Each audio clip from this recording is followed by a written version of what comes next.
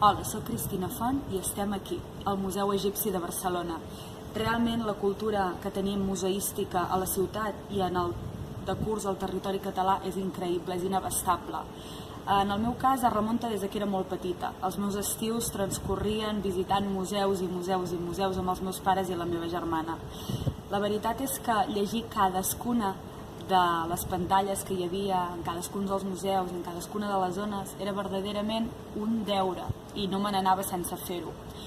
Avui el Museu Egipci em remunta no només a la cultura més ancestral, a una cultura de la que també la poeta Montserrat Butxaca n'escrivé un llibre, era Versos de Sal, i justament parlava de la dona núbia i de tantes instantànies, un llibre que a més ja té uns anys, ara que segons com sembla ser que Egipte també s'ha tornat a posar molt de moda.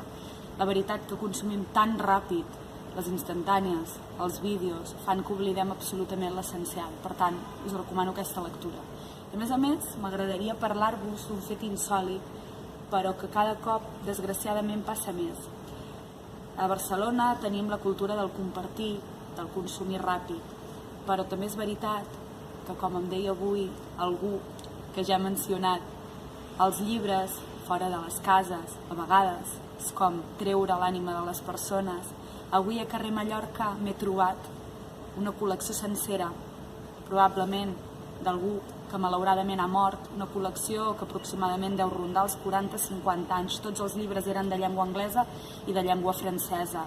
Estaven apilonats tots i damunt d'una espècie de pilona de metall a la cantonada de carrer Mallorca. M'ha cridat l'atenció perquè hem sigut algunes les persones que ens hem aplegat a revisar aquelles joies i he tingut l'oportunitat de parlar amb una mestra, una senyora de 88 anys, que m'explicava que ella entén l'anglès, entén el francès i se n'han portat una història i a nosaltres ens n'ha recomanat d'altres. Aquesta senyora m'explicava que probablement manté aquesta activitat per tot el tràfic que li varen donar els seus alumnes adolescents de 14 i 15 anys. Ell ara amb 88 anys recollia alguns d'aquells llibres i amb tristesa em deia que això és el que segurament li passaria també amb ell alguna vegada i que és llei de vida i que cal assumir-ho amb tota normalitat, que segurament moltes vegades col·leccions de llibres i tot allò nostre acabarà absolutament estès als balcons al carrer.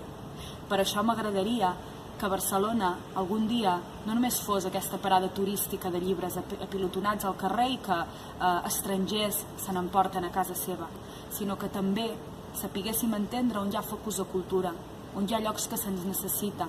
Una recollida, per exemple, en una casa d'aquest tipus, recollint aquestes obres i desant-les, per exemple, a biblioteques, seria una acció meravellosa per la cultura del nostre país i del nostre territori i de totes aquelles persones que han vingut aquí per fer-la créixer.